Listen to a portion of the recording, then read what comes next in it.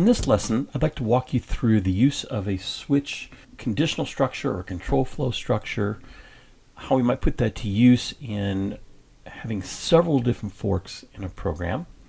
And we're going to do that by trapping the keyboard, determining which letter the user has pressed on the keyboard to do something. In this case, we're going to have animals depicted starting with the letters A through Z, and whatever key they press on the keyboard would show that animal, picture that animal.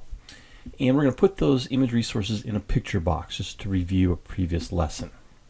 So to demonstrate how this works, I have the project running here, and it says press a key on the keyboard. So if I press an A, I get A is for alligator and see an image of the alligator. If I press a P, we're going to get the penguins. If I press an F, we get the fox. A B would be a bear, C cheetah, and so forth. So let's take a look at how this is done. One of the first things we need to do before we start coding is to gather the resources that we need.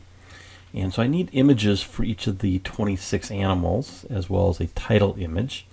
And I have pre-created those in Photoshop and exported those each out as an individual image and put it in a folder. And I put that folder then in our course website in Canvas. So you can go into Canvas and find the animals A to Z switch assignment, A11. So I'm in Canvas, I'm going to go there, and there is a zip file here.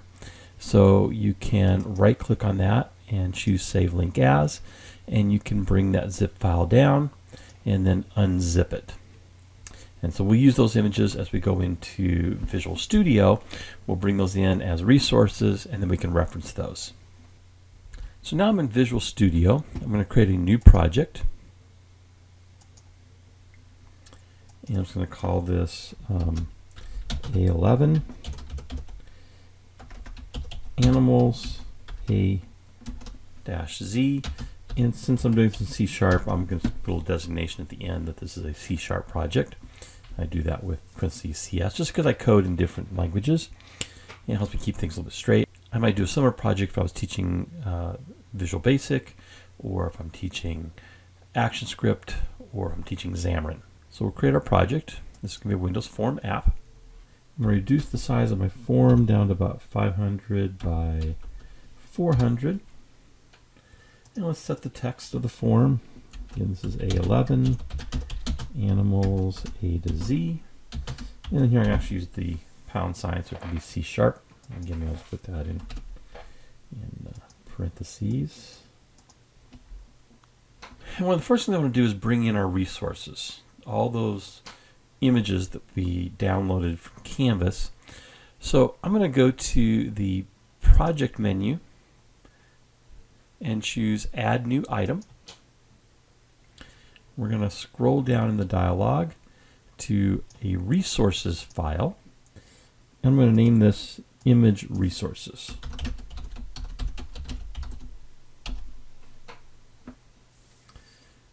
I'll add that.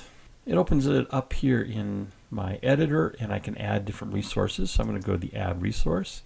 I'm going to add existing files. I'm going to go find those A to Z animal pictures that I downloaded from Canvas. And I'm going to select the images I want to bring in.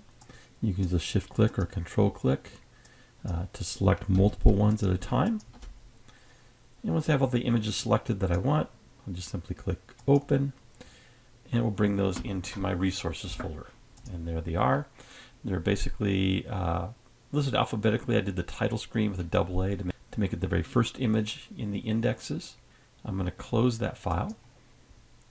I'm going to say yes. I'm going to save the changes. And now we're going to take a label. I'm going to add a label. My text for that label is going to be press any key on the keyboard. I'm going to come up and set the auto size property to false.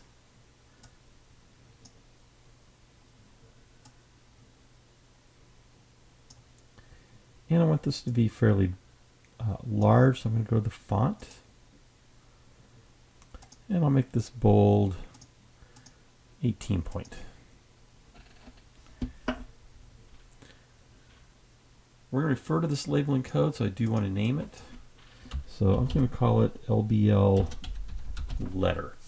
It'll determine which, it'll show information based on which letter we choose on the keyboard. And then I want a picture box. All of my images in that zip file are 400 by 300. So that's going to be the size of my image box. So it just conforms nicely. So let's go 400, 300. I'm going to name this picture box. Again, we're going to refer to it in code. So it's going to call it pic animal. And I want to give it a border style of fix single. Okay, I'm going to just move things around here a little bit.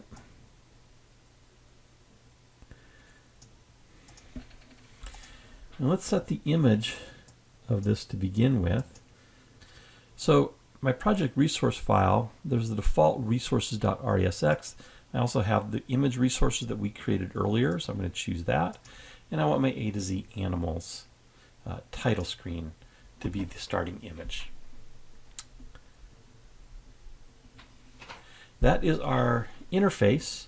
We're going to write one method to handle the keyboard trapping. So I'm going to select my form. In the form, I'm going to pull my properties window over here so you can see this a little bit better and stretch this down. I'm going to go to the lightning bolt here to go to the events. And there's a key down, a key press, and a key up event associated with the form. So key down would be pressing the down key up would be letting it back up, and key press is sort of that combined. But key press also takes in consideration multiple keys, whereas key down and key up would isolate the shift key from, say, the A key.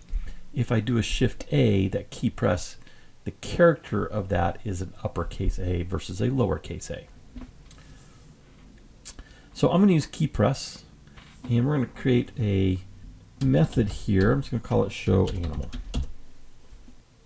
And I'm now back into the code editor, and I have my method stub for show animal. Now it has two parameters here in the parentheses. We've looked at sender in the past. Today we're going to work with the KeyPress event args, and the variable that goes into is letter E. So just to demonstrate that for a minute, if I just press E period, I can see what the options are here as far as properties and methods. There's a property here called keychar. So I'm going to select keychar, and I can see here that it's a character, it's a char variable or char data type.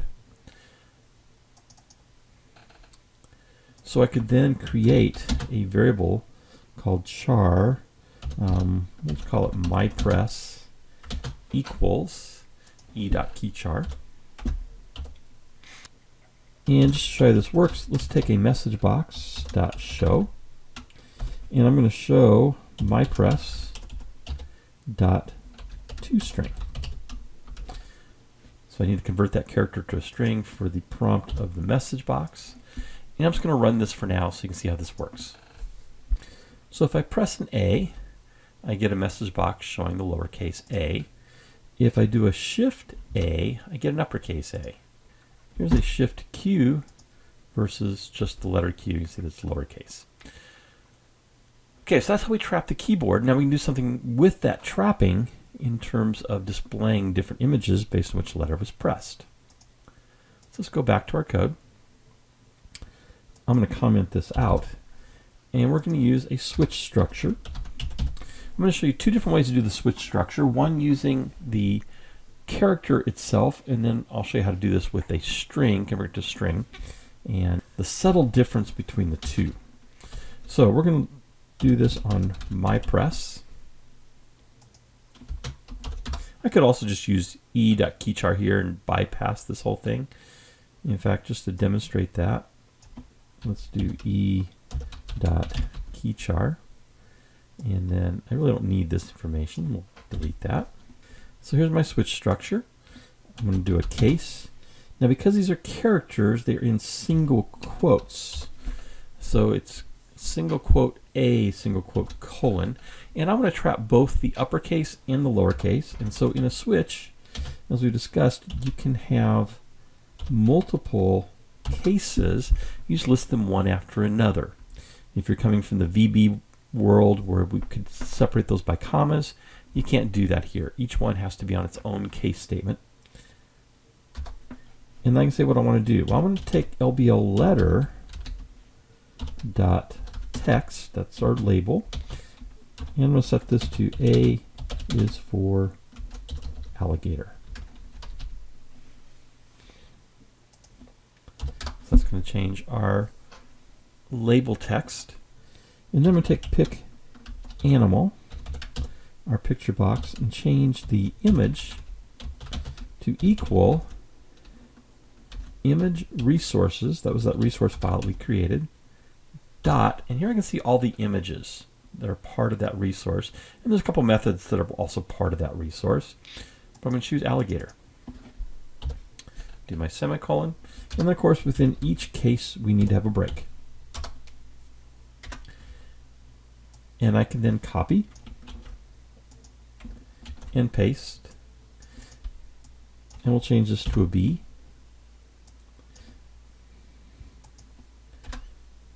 Lowercase b. Here I want B is for bear. And then for my image resources, I want this to just simply be bear. Paste the next one in. Here's our C.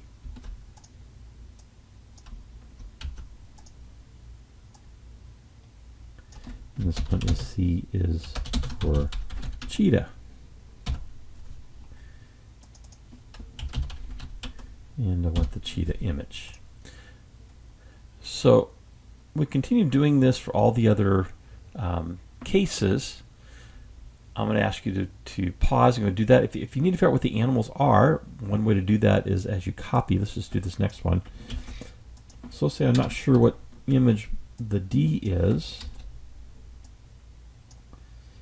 I can set this up, and then I can come over here and do image resources dot, and I can see all of the animals. So the D is dolphin. So select that and just change this to D is for dolphin.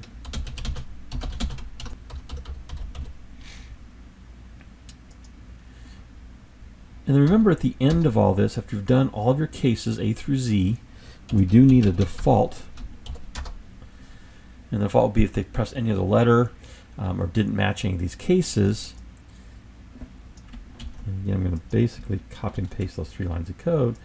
I'm going to go back to the title screen and the text saying press any key on the keyboard.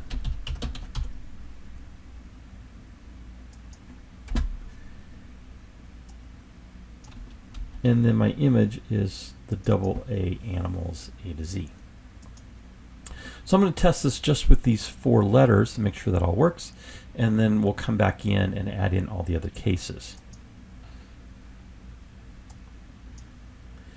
So on the keyboard, if I press the letter, I'm going to do all lowercase first, so A, B, C, D. If I press a 1, it goes back to the title screen. I'm going to do uppercase. Uppercase A, capital B, capital C, capital D. So those all work. And this time I will simply press the Enter key, and it goes back to the title screen. So your remaining task then is simply to add in all the other cases for E through Z, setting up each label text, each image resource, and then test it and make sure you test every letter key press so that they all work. And I would do both uppercase and lowercase. Just cycle through those and make sure everything is working before you submit this for grading. So here now is my remaining code completing the cases for all the other letters, both uppercase and lowercase, going from E to Z. So we now have all the animals from A to Z plus our default. So I can now test this. I'm going to cycle through all the animals, A, B, C, D, E, F, G, H, I, J, K, L, M, N, O, P, Q, R, S, T, U, V, W, X, Y, and finally Z. If I press another key such as number 6, it takes me back to the title screen. So it all seems to work. I did, by the way, test this with both lowercase and uppercase earlier. I'd encourage you to do the same to make sure everything works. I promised I'd show you another way to do the switch using a string rather than a character. It's a very subtle change, but it's actually a little bit less typing. So let me demonstrate that. So I pasted some code in that I wrote previously, and just to contrast the two methodologies, here's the method we just went through in this video, where we used a character value in our switch statement, so e.keychar. We can also convert that to a string, which I did here, e.keychar to string, and then I modified that string to always be uppercase, so dot to upper method is employed here. And then each case only needs to trap the uppercase letter, so I don't need the case uppercase, case lowercase, it's just case uppercase. But because this is now a string and not a character, I need to specify the literal value in the case as being a string with double quotes rather than a character with single quotes. But you can see it just makes it a little less typing, and might be a little bit cleaner going this methodology. But I also wanted to show you previously how you can trap multiple cases for each piece of code that you want to execute. And that is our Animals A to Z project.